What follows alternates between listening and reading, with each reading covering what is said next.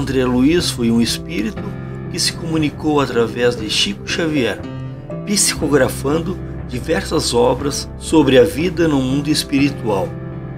Ele foi um médico em sua última encarnação, mas não revelou sua verdadeira identidade. Ele desencarnou em decorrência de cirrose hepática e oclusão intestinal, e passou mais de 8 anos no umbral, uma região de sofrimento e angústia. Ele foi resgatado por um mensageiro da luz, elevado para a colônia espiritual Nosso Lar, onde iniciou seu aprendizado e sua evolução.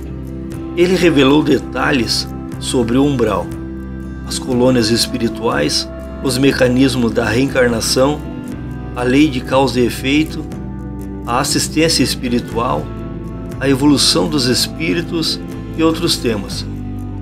Ele também trouxe informações biológicas complexas sobre a fisiologia da glândula pineal e sua relação com o sono, a mediunidade e a saúde.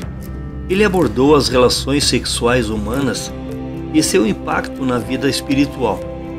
Ele falou do surgimento da Terra, dos primórdios da vida nos mares, da evolução dos vegetais, dos dinossauros, do surgimento dos mamíferos e da evolução humana. Ele mostrou como a ciência e a religião podem se harmonizar na compreensão da origem e do destino da vida. Ele nos deixou um valioso legado de conhecimento, consolo e esperança.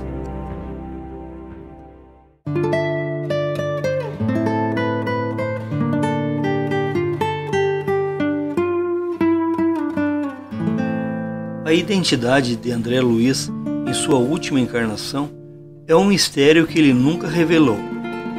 Ele morreu por ter cometido muitos erros em sua encarnação e foi considerado pela espiritualidade um suicida indireto.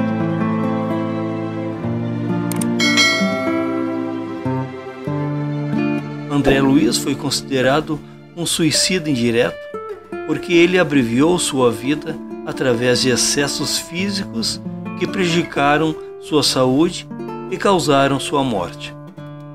Ele consumiu álcool e alimentos nocivos em demasia e contraiu sífilis por causa de suas leviandades sexuais. Esses hábitos destruíram seu aparelho gástrico e enfraqueceram seu organismo, impedindo sua recuperação após uma cirurgia de oclusão intestinal.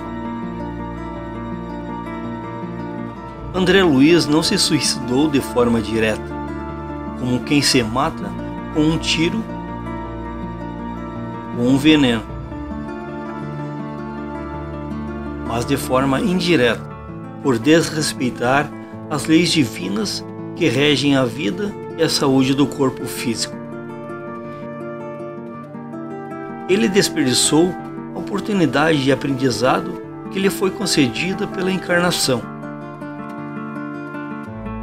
E por isso teve que sofrer as consequências dos seus atos no plano espiritual. Ele permaneceu por mais de 8 anos no umbral, uma região de dor e angústia, até ser resgatado por um mensageiro da luz. André Luiz viu e passou por muitas coisas terríveis no umbral, uma região de sofrimento e angústia destinada aos espíritos que desperdiçaram sua vida na terra ou que cometeram delitos morais. Ele descreve o umbral como um lugar de trevas, frio, fome, sede, dor, medo e desespero. Ele foi perseguido por monstros e entidades malignas, agredido por companheiros de infortúnio, atormentados por remorsos e culpas, e chamado de suicida e criminoso. Foram 8 anos no umbral, que lhe pareceram uma eternidade, até ser resgatado por um mensageiro da luz chamado Clarencio, que o levou para a colônia espiritual Nosso Lar,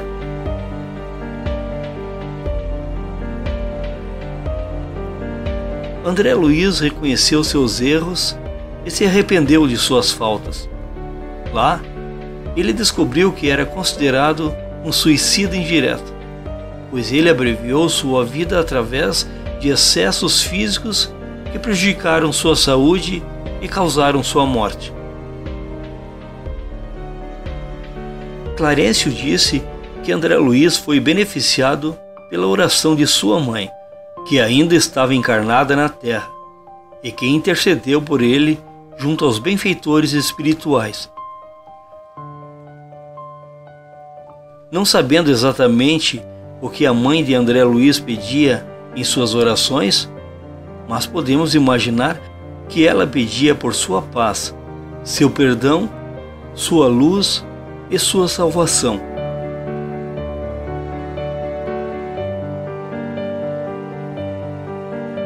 Ela devia ter muito amor, fé e esperança em seu coração, pois suas preces foram ouvidas e atendidas pelos benfeitores espirituais. Ela demonstrou que a oração é uma poderosa ferramenta de comunicação com o plano superior e que pode auxiliar os espíritos que sofrem no umbral. André Luiz também recebeu a misericórdia de Deus, que lhe concedeu uma nova oportunidade de aprendizado e progresso. Ele também se dedicou ao estudo e ao trabalho no plano espiritual, buscando sua reforma íntima e sua evolução.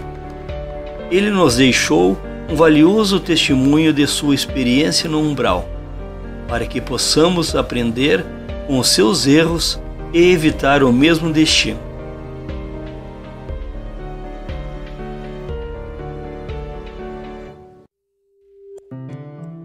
Segundo as obras psicografadas por Chico Xavier, André Luiz descobriu que a glândula pineal é um órgão que segrega hormônios psíquicos e que é a glândula da vida mental.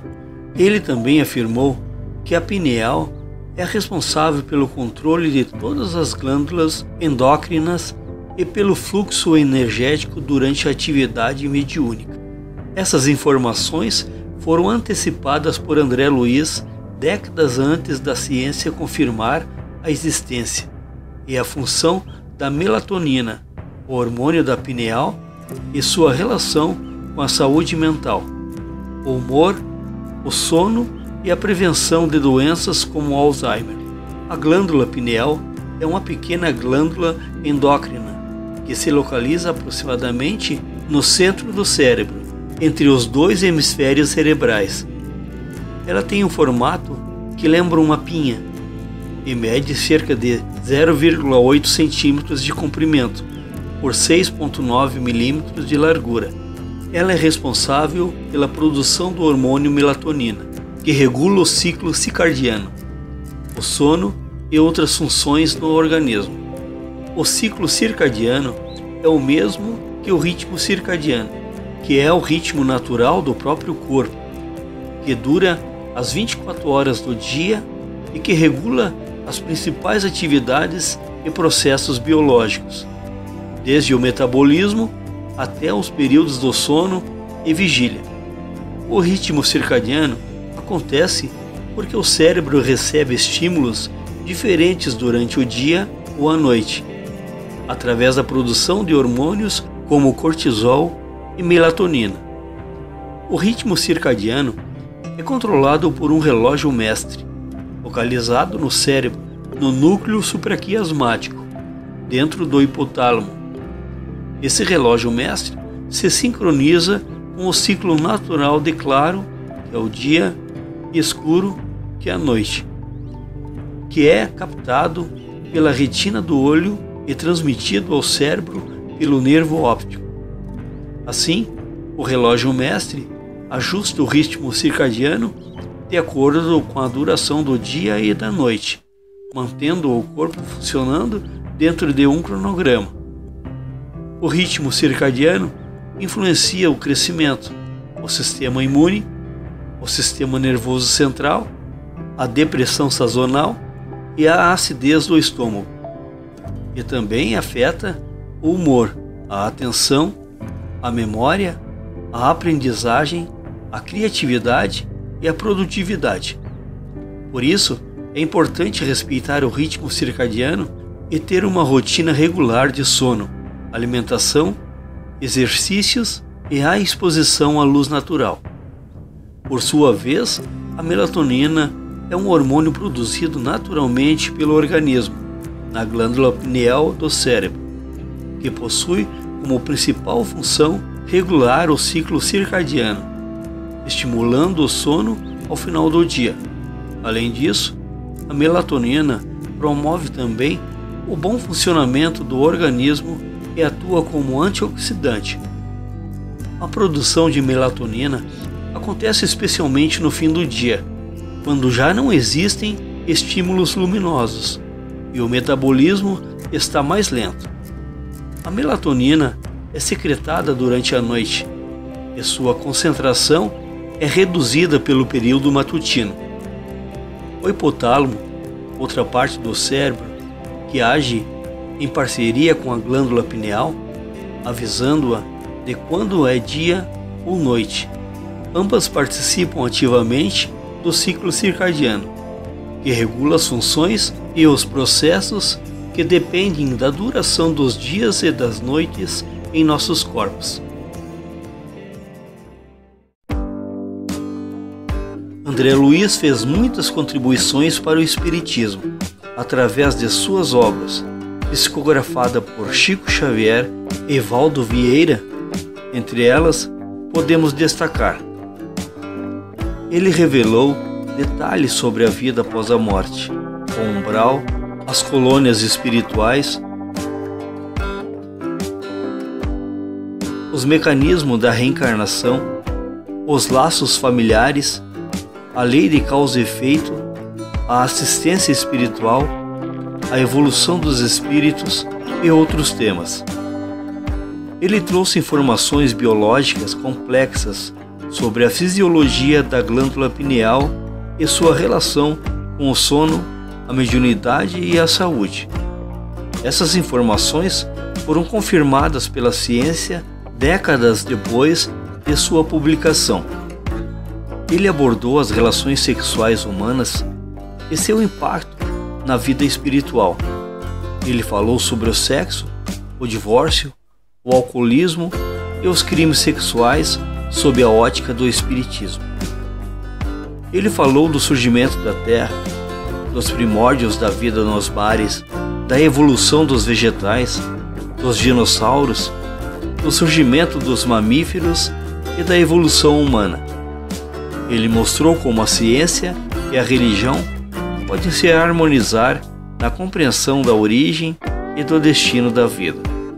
André Luiz nos deixou um valioso legado de conhecimento, consolo e esperança, que nos ajuda a entender melhor o sentido da vida e a importância da reforma íntima. Não podemos considerar o umbral como um destino certo para quem morre. O umbral é uma região de transição entre a Terra e o plano espiritual superior, onde ficam os espíritos que ainda estão apegados às coisas materiais, aos vícios, aos ódios, às culpas ou aos remorsos. O umbral é um estado de consciência que reflete o nível moral e intelectual do espírito. Por isso, nem todos os que morrem vão para o umbral. Aqueles que morrem com paz, amor, fé e esperança em seus corações podem ser recebidos por seus amigos e parentes desencarnados em colônias espirituais de luz, onde podem continuar seu aprendizado e sua evolução. O destino de cada um após a morte depende de suas escolhas e ações durante a vida.